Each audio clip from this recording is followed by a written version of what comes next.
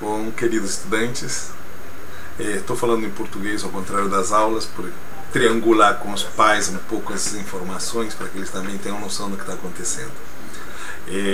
Esse trimestre nós pegamos firme nos tempos verbais, especificamente os tempos do modo indicativo. Só lembrando, se o verbo fosse uma forma ou uma estrutura, se dividiria em três: em forma verbal, tempo verbal e modo verbal. Os modos: indicativo, subjuntivo e imperativo. Forma verbal, se o verbo é simples ou composto, se o verbo é regular ou irregular, se o verbo é pessoal ou impessoal, se o verbo tem terminação infinitiva ou pronominal, etc. Forma verbal.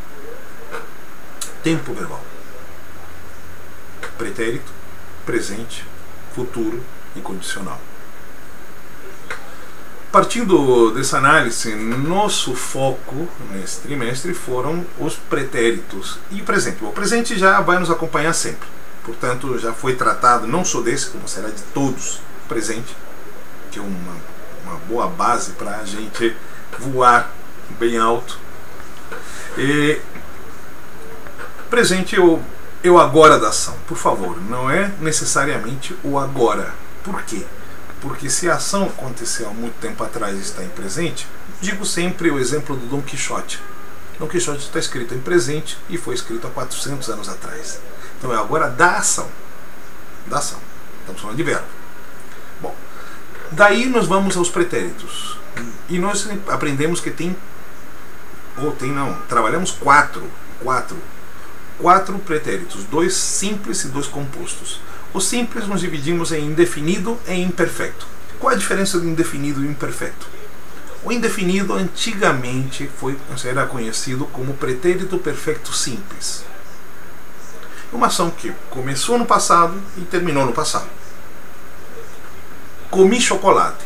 Então eu entendo que eu comecei a comer chocolate no passado e terminei de comer chocolate no passado. Como existe o pretérito perfeito, antigamente composto e hoje apenas pretérito perfeito, decidiram mudar o nome. Confundiria pretérito perfeito simples, pretérito perfeito composto. Para não ter essa confusão, decidiram renomear esse tempo verbal e o chamaram de pretérito indefinido.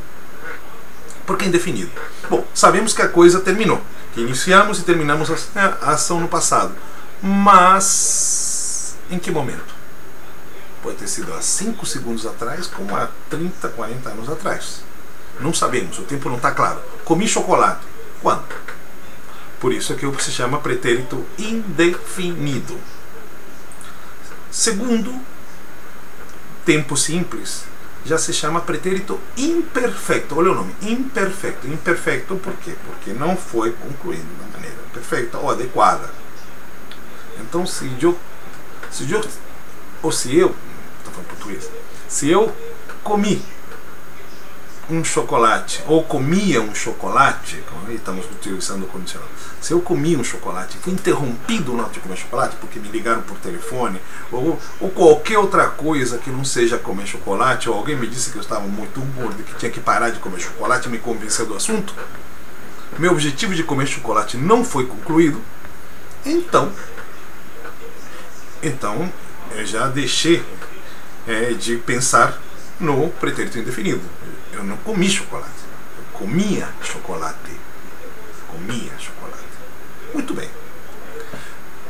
Essas informações a propósito estão todas, absolutamente todas, lá no nosso blog, onde estão vendo esse vídeo. Ok? Continuamos. Basta procurar, hein? Também está nos registros que vocês anotaram e também no nosso livro didático. Portanto, atenção na hora de estudar. Não se esqueçam dessas dicas. Daí nós vamos para um outro tempo, ou seja, 2 tempos do pretérito, que são os pretéritos compostos. Nós trabalhamos o pretérito pretérito perfeito e o pretérito plusquamperfeito. Perfeito. Aí vamos ter que, como diz o composto, tem que ser uma composição. A composição é feita pelo verbo haber, somente, única e exclusivamente o verbo haber como verbo auxiliar, conjugado no presente de indicativo. Joé, tu has, a, hemos, habéis, han. mas um verbo em particípio. Então sabemos que os verbos em particípio, em relação ao infinitivo, se a terminação era ar, vira ado. Cantar, cantado. Hablar, hablado. Se o verbo está em terminação de segunda ou terceira conjugação er ou ir, vira ido. Comer, comido. Vivir, vivido. Atenção, atenção nas exceções. Nós fizemos um registro de exceções. Procurem as tablitas de exceções, as tabelas que foram postas e colocadas no blog. Ok? Boa dica, hein? Continuamos. E nós vamos trabalhar aqui a transformação de verbos, de textos de pretérito indefinido para pretérito imperfeito. Então vamos fazendo esses estudos. Faremos um teste que está no nível do iniciante, enfim, para dele, que é de vocabulário. Um teste para identificação de vocabulário e sentido de vocabulário. Então esses testes também vão estar presentes na avaliação. E trabalharemos o presente de indicativo, sempre é muito bom. E aí nós vamos também ao plusquamperfecto. O que seria o plusquamperfecto? A palavra etimologicamente até é fácil. Plus, mais, quam, que, perfeito, perfeito. Ou seja, seria o mais que perfeito, salvo um detalhe. Não é o mais que perfeito do português. Até porque o mais que perfeito do português é um verbo simples. E o plusquamperfecto é um verbo composto. E o que se refere o plusquamperfeito? É o passado do passado. É a ação que acontece antes da ação principal. Se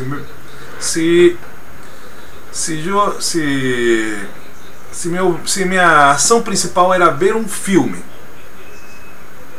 ver uma película em espanhol, e quero falar algo que aconteceu antes dessa ação principal, então vou ter que utilizar o plusquamperfecto. Havia leído la sinopsis antes de ver la película. Ver película, aí está a ação principal. Havia visto ou leído la sinopsis. Então a estrutura do verbo composto é muito parecida com a proposta do pretérito perfeito. Só que em vez do verbo auxiliar estar em presente de indicativo, o verbo haver está em pretérito imperfeito. Eu havia, tu havias, havíamos, havia, etc. Por favor, prestem atenção. Prestem atenção lá. Vão olhar aqui nas tabelinhas que estão ali no nosso blog. Apontem, busquem nos seus cadernos. Lembrem-se das nossas aulas. Esse que é o segredo. Não tem mistério. É só fazer essa relação. Lembrar semanticamente qual a função desse pretérito plusquamperfeito, qual a diferença do pretérito. Mas tem um detalhe que é importante, importantíssimo. Há uma diferença entre o pretérito perfeito e o pretérito indefinido. O pretérito indefinido, ele se utiliza quase que totalmente na América. O pretérito perfeito, ele se utiliza eventualmente na América, mas essencialmente se utiliza para diferenciar ações na forma peninsular, na forma espanhola da língua espanhola. Perdão com a redundância, mas é bom que fique o ênfase. Então, nesse sentido, é importante prestar atenção. Existem marcadores temporais, e nós estudamos esses marcadores temporais. Prestem atenção nesses marcadores temporais, porque certamente cairá esse tipo de diferença. Por último, nós vamos pegar um outro exercício, uma outra competência que nós vamos pegar, que é pegar um texto em espanhol e interpretá-lo em português. Isso que é um processo de instrumentalidade da língua. Então, essa é a estrutura dessa prova que se constituiu de modo operacional, né? Que é para que vocês possam instrumentalmente e ao mesmo tempo semanticamente constituir vínculos com a disciplina. Valeu? Um grande abraço. Estudem. Atenção nos conteúdos, atenção no blog. Valeu? Um abraço.